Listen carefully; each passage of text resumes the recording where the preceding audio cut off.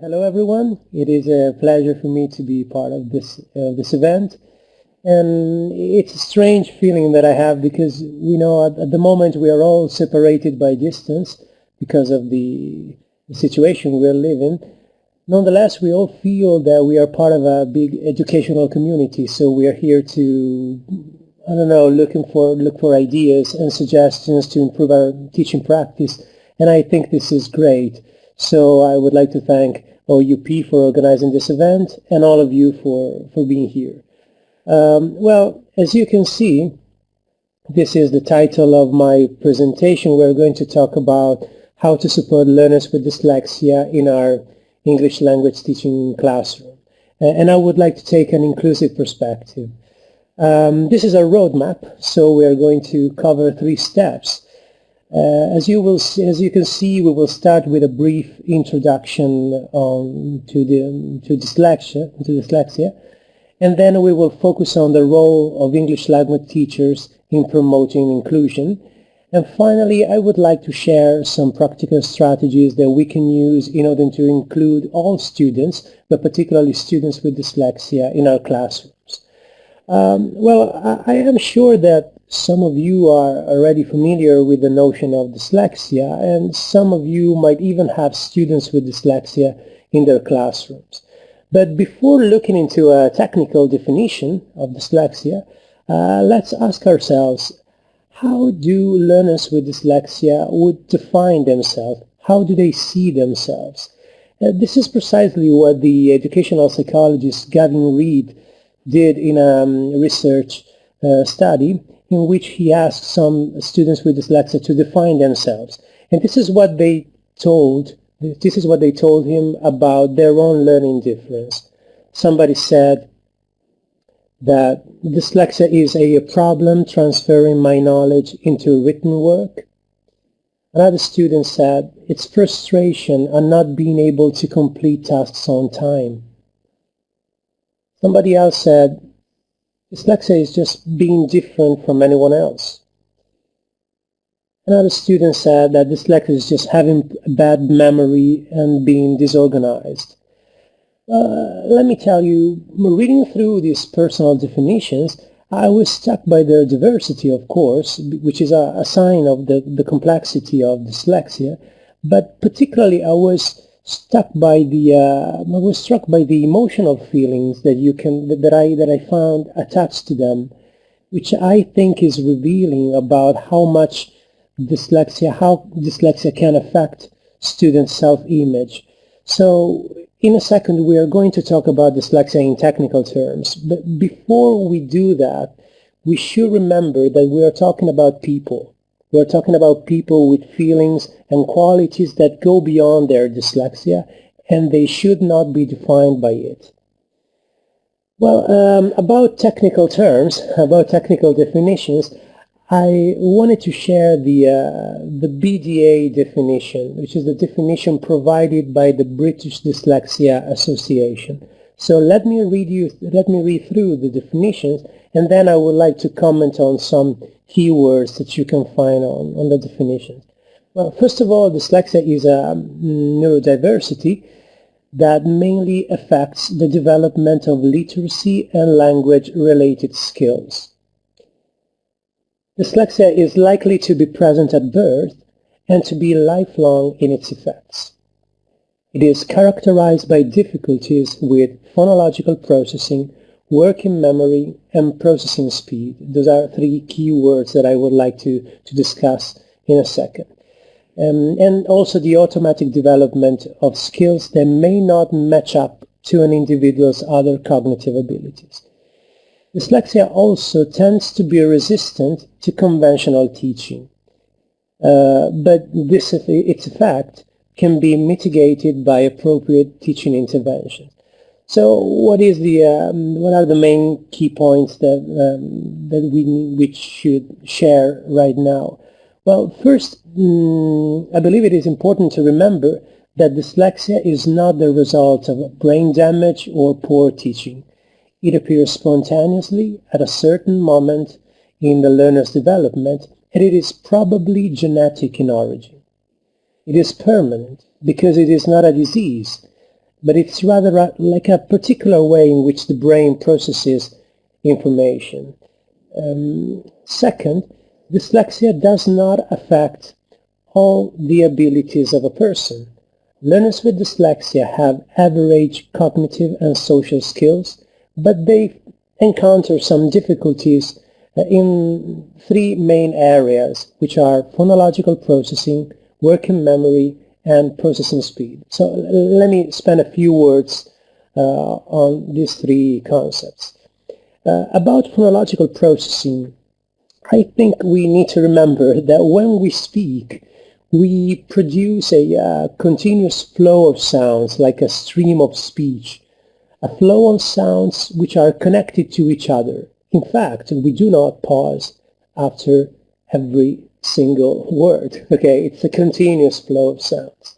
However, when it comes to reading, if we want to pronounce a word correctly, we have to recognize a set of distinct written symbols. We need to put them together. We need to associate them to the sounds of the language. So reading requires a high level of phonological analysis, which enables us to divide words up into syllables, recognize rhyming words, identify similar of different words. So this is precisely the area which causes greatest difficulty to pupils, for a pupil with dyslexia. And this can lead to two consequences that we can see in our classroom. First of all, the reading process might be slow or imprecise. Second, students may have difficulty with the processing of sound, so they might struggle to distinguish between different sounds, similar sounds, and they might also perceive speaking as being faster as it actually is. So we need to keep this in mind. Phonological processing is an area we should consider. The second area is a working memory. Working memory is the component of our memory which enables us to hold some information temporarily so that we can process it and reuse this information later on. So, for instance, I think we use working memory every day in every task we are required to perform. We use it when we need to retain visual information, like, for instance, a car number plate, or more simply something that the teacher has written on the blackboard. And we also use working memory when we need to retain phonological information, like, for instance, something that the teacher is dictating to us, like the instruction she is dictating to us. Working memory plays a key role in reading acquisition because it enables the reader to perform some essential tasks, such as analyzing written syllables, letters, and words before reading them out, or even the sounds pronounced by someone before writing them down. So as I said before, when we are writing something on the board, the student needs to activate its working memory, his work or her working memory. It has been claimed, and actually it has been shown by research, that dyslexia affects working memory. So specific attention should be paid to devising strategies which make information easier to memorize. Finally, the other keyword, the last keyword, is processing speed.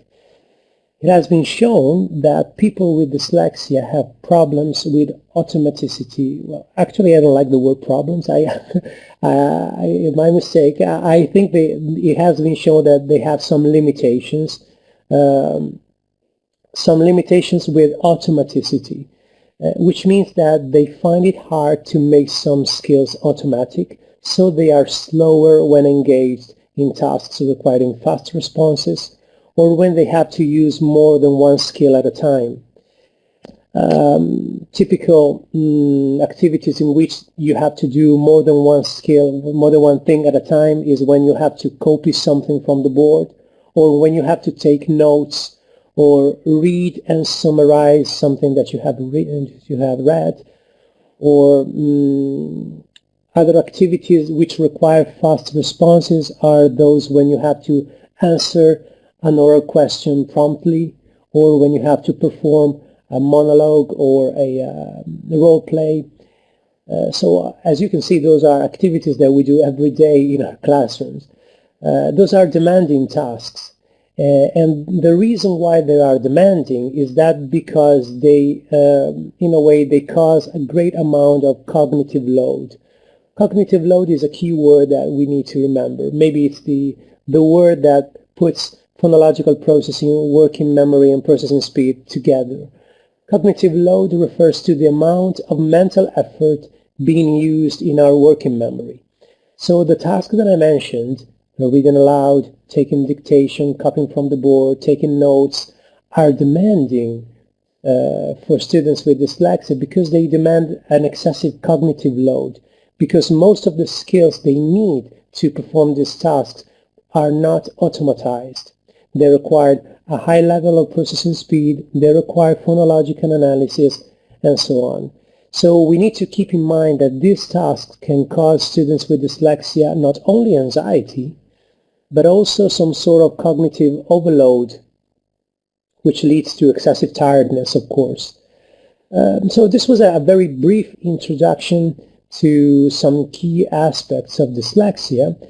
So I think we are ready to make a step forward and focus on what we should do as English foreign language teachers.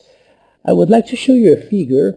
This figure is a visual representation of the language teaching accessibility theory. The language teaching accessibility theory is a theory I have devised in order to analyze learning environments and to detect some barriers that might be present in the learning environment and prevent this learning environment to be really inclusive.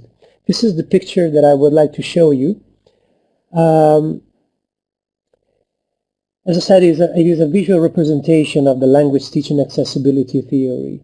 It is a framework of reference for redesigning the learning environment to make it more accessible to students with any learning difference. The ultimate goal here is to inform the creation of an inclusive learning environment containing some sort of degree of support for students with a learning difference. As you can see in the diagram shows that students, like a student with a learning difference, can make contact with the foreign language in two types of learning environment. On the one hand, there is a formal environment like school. On the other hand, there are informal environments like home, their personal experiences outside the classroom, travels, trips abroad, etc. There are many lines that connect, many arrows that connect students to language, because actually language is a very complex means of communication. It is made of many different things, like and entails the development of different various skills like reading, listening, writing, memorization of vocabulary, grammar, etc. And each arrow represents an aspect of the language. As you can see, for students with dyslexia, some lines are broken. So these students will find it difficult to perform some tasks. And these are precisely the tasks that I talked to you about before, like reading text, performing a multitasking activity, such a role play, etc. Well, so we should ask ourselves, what is the purpose, what is the role of teachers in this process? Well, according to this perspective, language teachers who have students with dyslexia in their class do not have to reconstruct the broken lines. The broken lines, as I said before, represent barriers to successful learning. I think that repairing the lines is actually the role of clinical intervention, like clinicians. Clinicians reconstruct the line. Clinicians cure dyslexia, but we are not supposed to cure anything here. Our purpose here is to look for alternative pathways to help the student achieve some degree of learning. And this means providing specific learning support by designing an accessible learning environment. So I guess you might probably be asking yourself right now, how do we redesign a learning environment? How do we design an accessible learning environment?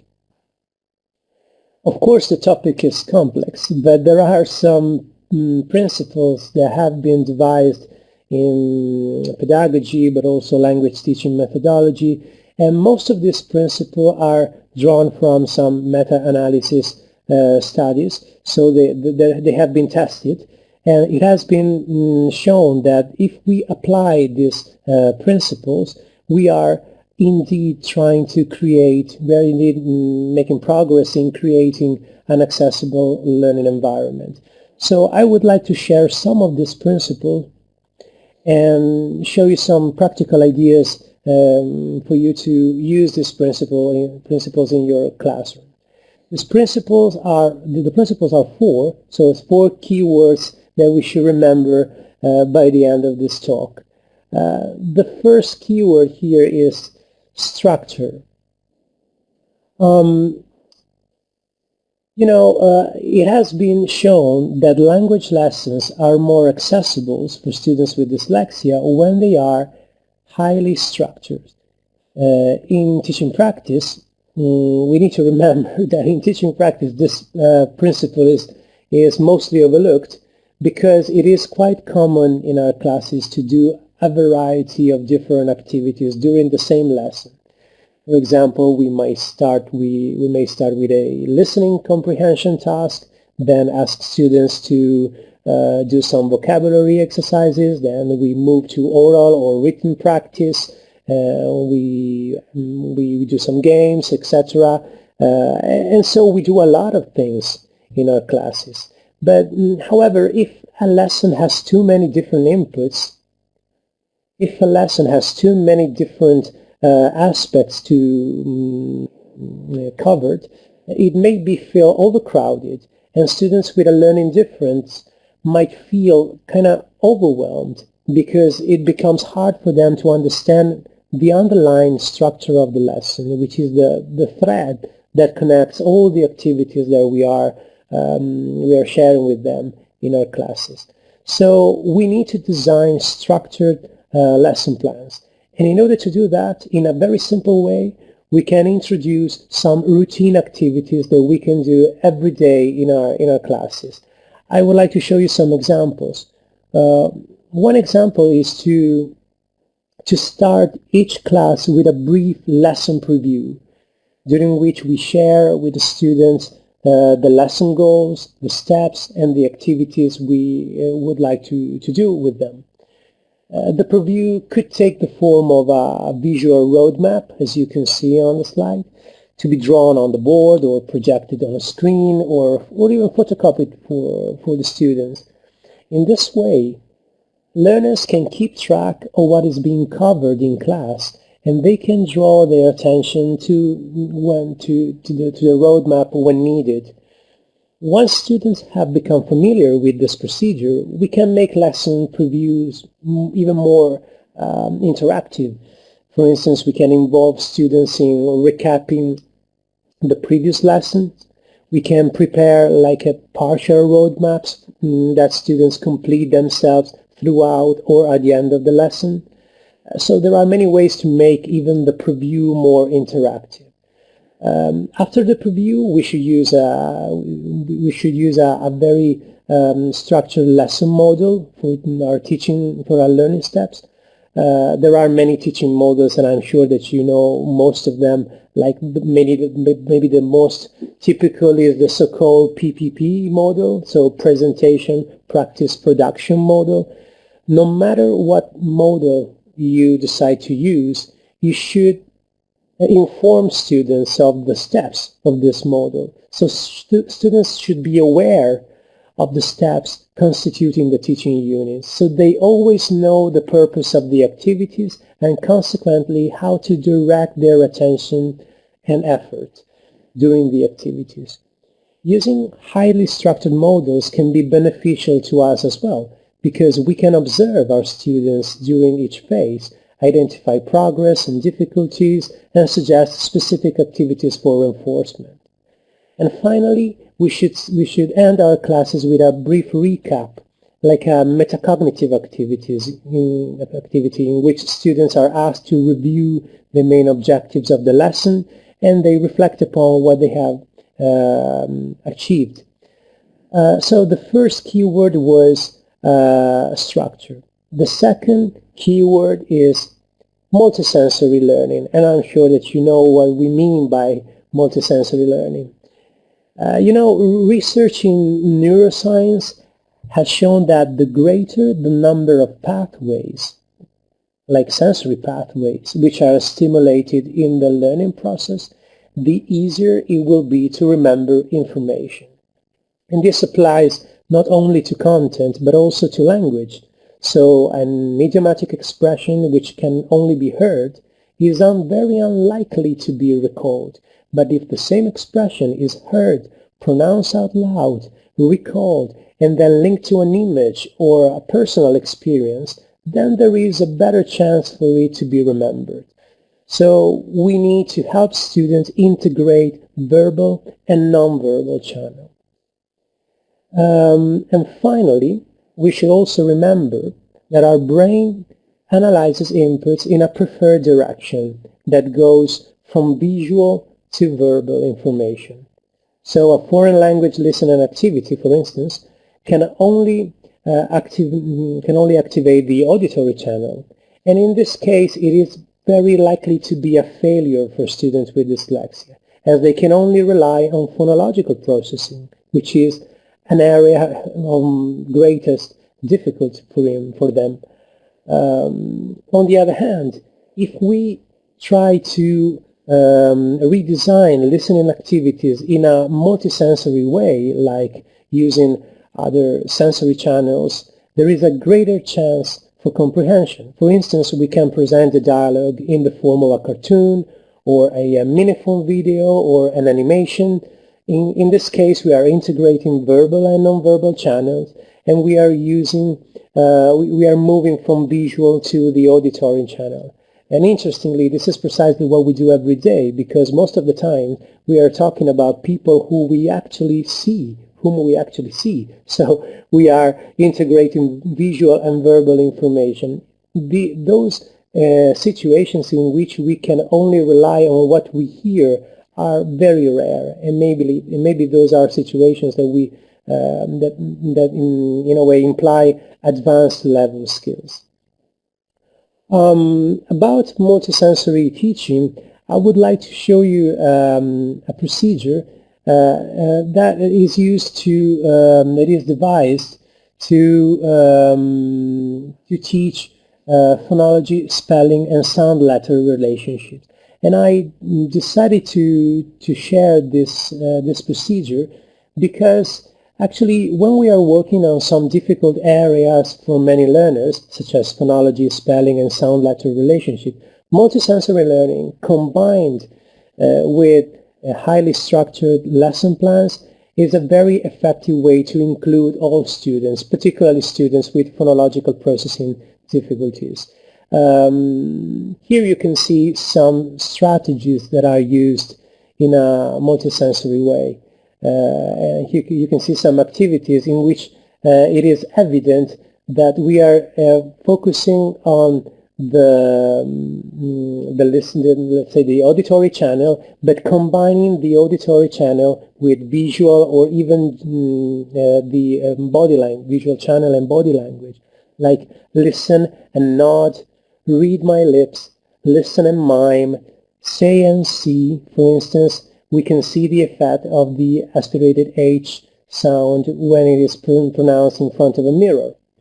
Or if you want to help students perceive the difference between F and th, you can ask them to put their index finger on their lips and see that their tongue touches the finger only when pronouncing th. So these are a multisensory way. This is a multisensory way of teaching pronunciation. Here you can find some other examples, but I would like to move on to the third keyword, which is language adjustment. Sometimes it might be necessary for us to make some linguistic adjustments. For instance, we can modify language input at some level and in order to make it more accessible to learners with dyslexia. As you can see on this graph, we can adjust both oral input. For example, we can reduce the speaking rate, or we can use some communicative strategies and even body language in order to make the message more comprehensible. But we can also adapt the written input, and in this case we can work on two levels. The first level is legibility, which means adapting the text layout. And the other level is readability, which means making the message more comprehensible, like by simplifying the language or providing some support for comprehension, for instance, glossaries, visual dictionaries, maps, etc. Here I would like to focus on language, on one type of language adjustment, which is the adjustment of written input for the purpose of improving legibility. And I would like to share with you an interesting tool, which is the Dyslexia-friendly style guide. Dyslexia-friendly style guide, sorry. It's a tool which was devised by the British Dyslexia Association. It is a best practice style guide, basically, which provides instructions for creating accessible written material. It is available for free online. You can Google BDA style guide and you can find it. It's a PDF file. Here you can find an example of some of the suggestions which are provided by the BDA style guide.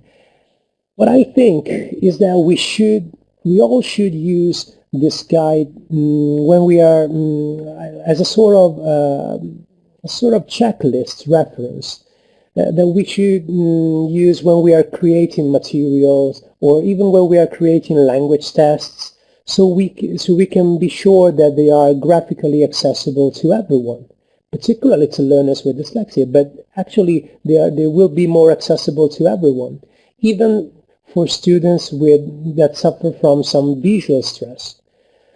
So the third keyword was language adjustment. So let me go on and share the fourth keyword, which is probably one of the most important, and it is the so-called differentiation. What do we mean by differentiation? The term refers to a pedagogical view which states that every student is different, so providing different students with different avenues for learning is the key to successful learning, is the key to success. In practice, we know that this principle is mostly overlooked because some teachers might assume that it is not fair to treat students differently, as everyone should receive the same treatment, etc. But however, I would like to share a quote by Thomas Jefferson, who said that there is nothing more unequal than the equal treatment of unequal people. So since every student is different, it is essential to embrace the pedagogical philosophy of differentiation. So I think that the question should not be whether differentiation is appropriate or not, but rather how we can include this principle in everyday practice in a way that is not excessively time-consuming. This is the key point for me. So I would like to show you some aspects. Let me see, those are some elements of differentiation that we can introduce in our classes in a way that is not excessively time-consuming. There are many things that we can do, as you can see. I would like to focus on a couple of these aspects. I would like to focus on materials because most of us use materials, well, all of us use materials in our classes. Differentiating materials does not necessarily mean providing students with dyslexia with completely different materials. It rather means directing them to the parts of the textbook that best suits their need at that moment. So depending on the textbook section being covered, we can differentiate materials in a variety of ways. For instance, suppose we are doing a reading comprehension task. We can ask different students to read different parts of the same text. Or we can provide students with different versions of the same text, or even different text dealing with the same topic. So we are differentiating material, and of course, if we know that some students are slow in processing the written input, we would provide them with more accessible and maybe reduced amount of input. Let's talk about roles. Every student is different, so I think that this strategy applies especially when cooperative work is being carried out and allows students with dyslexia to be included. Imagine that you are doing a cooperative activity or pair work, and we need to assign each student a different role in order to perform all together the activity. In this case, we can assign each student a different role, and we can assign roles taking into account each student's learning strengths. So in the case of learners with dyslexia, we will assign them a role that takes into account their learning strengths, for instance, creativity, and we will leave to someone else other roles like that require skill automaticity, like taking notes. So as you can see from this table, there are many things that we can do in order to differentiate the activity in a way which is not too much, which is not too time-consuming for us. And I guess that some of these principles are, some of these strategies are very practical and feasible in our classes.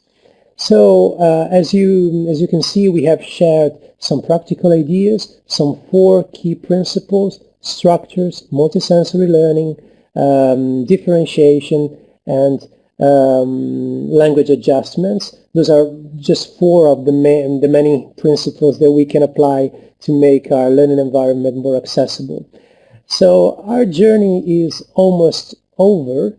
But before I leave you with a final message, it is question time. So if you have any questions, I'll be more than glad to answer them.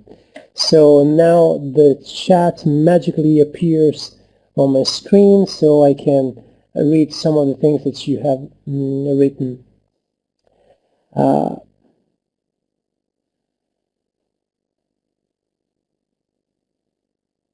Well, before the talk before the talk started, I was reading the ongoing discussion on tests and assessment. It's a very important topic, and I agree that sometimes formal tests are the easiest way, the most feasible way that we have at our disposal. The most feasible tool for us to gather some data and try to understand if students have learned something. But unfortunately, formal tests are not necessarily the best way to, in a way, photograph the real let's say, not the performance, but the real competence of our students. And I think that sometimes it is very important to go beyond formal testing for many reasons. One of the main reasons why we need to go beyond formal testing, and and also we need to ask students to do some more creative tasks, more engaging problem-solving activities, is because in our society now, we live in a very difficult situation all over the world, and it has been claimed that in 10 or even 5 or 10 years, our students will be doing jobs that we don't even know that exist, because they do not exist right now. So creativity, problem solving, or the capacity to work in group, like cooperative skills, empathy, and all other skills are very important, and they go beyond language skills. Those are the so-called life skills or soft skills, and I think it is our purpose to try to develop and stimulate even those skills. You might say that this is not the role, this is not the duty of foreign language teachers, but I do not agree, because we should also remember that the Common European Framework provides a definition of competence which is very different from the one that we have in mind. In the European framework, the concept of competence entails language competence, of course, but it also entails other competences like soft skills, and those are called existential competences. And so there are many aspects, also pragmatic competence, many aspects that go beyond just knowing the language, which should be developed and stimulated in our classes. So I think that as far as assessment is concerned, together with formal testing, we should also do other activities, like more creative activities, which stimulate other skills, the ones that I shared with you before. And there are some other questions.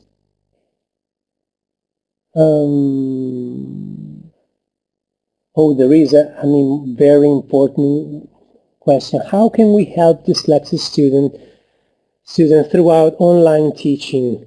I don't know if you are referring about the situation that we are living right now, but I think it is an essential question. I am facing the same problem right now, because at the University of Parma we are delivering a course, an English language course, which is totally online, and it is totally devoted to students with dyslexia who did not manage to pass the online the language requirements. So those are 80 students with dyslexia, and we are trying to help them throughout online teaching. What we did was, first of all, creating an online learning environment. We chose a platform, like a Moodle platform, and we created a very structured learning environment. So when you enter this environment, you find icons with the tasks that students are required to do. There are video instructions, like video tutorials, which present the topic and tell students what they are required to do. There are visual maps, like the visual road maps that I showed you before. We are using that in order to tell students what they are supposed to do in each and every step of the unit. And we are delivering units which are made of steps. Some steps are to be done in class, some other steps are to be done at home. And we make sure that when students are left at home by themselves, they have the necessary support. For instance, they can use all the compensatory tools they need to perform the task. For instance, like an online dictionary, or the visual maps, etc. Interestingly, we also introduced another step in our learning unit, which is a metacognitive step, and we ask students to share the strategies they are using in order to learn the language. So there is always a step that in which we share how to create a mind map. We share ideas about how to create a mind map, how to create a visual dictionary, how can we memorize words, etc. So I don't know if I answered your question, but it's an ongoing process, and we are facing the same problems that probably you might be facing right now.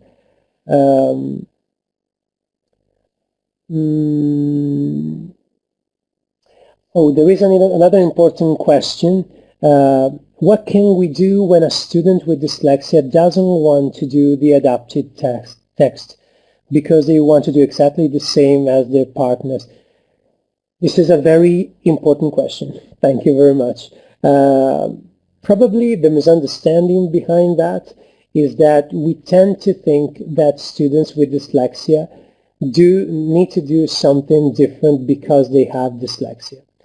But actually the principle of differentiation goes behind that. It's a principle that we use every once in a while because it's our teaching practice. So every time, there must be a routine in which sometimes we do different tasks. So students are not required to do all the same activities together. Okay. So if we introduce the principle of differentiation, the students with dyslexia will not refuse to do the activities because they might not even know that the task they are required to do is in a way tailored on their learning difficulty. They just receive some input which is necessary for the whole group to perform the task, to reach the goal.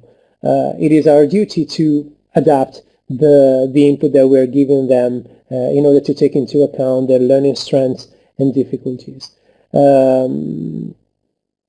So I guess that another important fact that I would like to share is that the principles that I share with you are principles that we can use in our classes even if we do not know if we have learners with dyslexia. So those are principles that maximize accessibility in general. If we know that we have some students that struggle, but we don't know, we are not sure if they have dyslexia, we can use these principles in order to make our teaching practice more engaging and more accessible. So it is not necessary to know exactly that student has dyslexia. We can apply these principles in general. There is another question. How can I do with a student with dyslexia who refuses to do adapted activity? Well, maybe I have already answered that.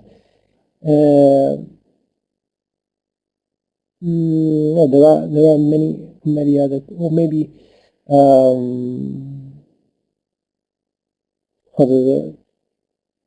okay, somebody is asking about strategies for vocabulary, strategy for grammar. I would like to share a document. It's a position paper that has been devised by Oxford University Press. I collaborated to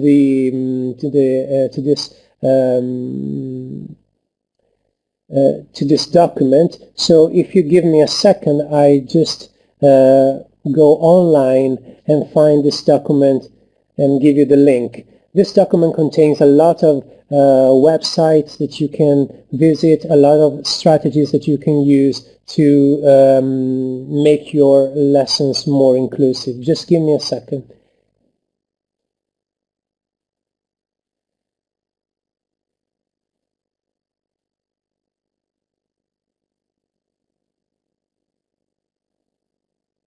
There we go, I found it.